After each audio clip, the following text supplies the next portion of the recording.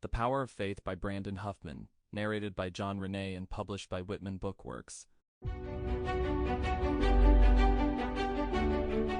The Power of Faith by Brandon Huffman, narrated by Jon Reneé. Philippians 4:13. For I can do everything through Christ, who gives me strength. Prelude. In the beginning, I want to clarify that before my heart issues were diagnosed, I had lived a very healthy life, with zero signs of cardiac-related problems. Plus, there were no history of heart problems in my family, so the diagnosis you're going to read came from out of nowhere.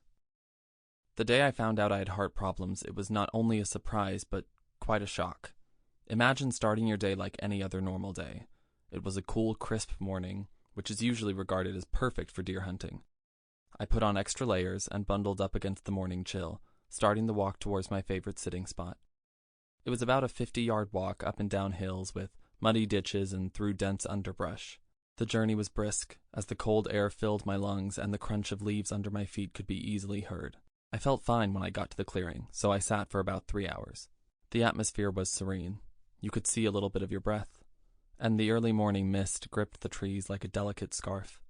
Squirrels were rustling in the trees above me and running after one another playfully, and you could hear the turkeys gobbling and waking up from a distance. The serenity of nature was almost therapeutic, a total break from the usual bustling life of the city. The forest came alive with the roaring sounds of wildlife. These sounds made me feel that I was not entirely alone in that beautiful landscape.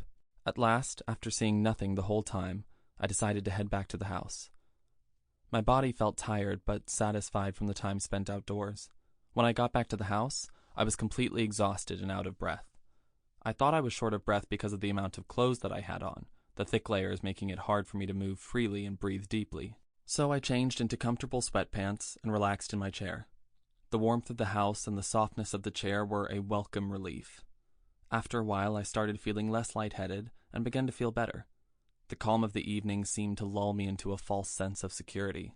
However, when it was 10 at night, while I was getting ready for bed, I felt a sharp pain on the right side of my chest. The pain was sudden and stabbing, severe enough to take my breath. I initially thought it was my appendix, and hence we hurriedly headed to the ER at Sullivan County Memorial Hospital. The drive at that point felt like an eternity, every bump in the road rippling waves of pain through my body. The nurses at the ER started running tests to figure out what was causing the pain. While they were running the tests and waiting for the results, they hooked me up to monitors and kept an eye on my vitals. The ER's bright and sterile lights, the soft beeping of the monitors, and the jostle of the medical staff created a surreal environment. The monitors depicted a very high pulse rate and were going in and out. Sample complete. Ready to continue?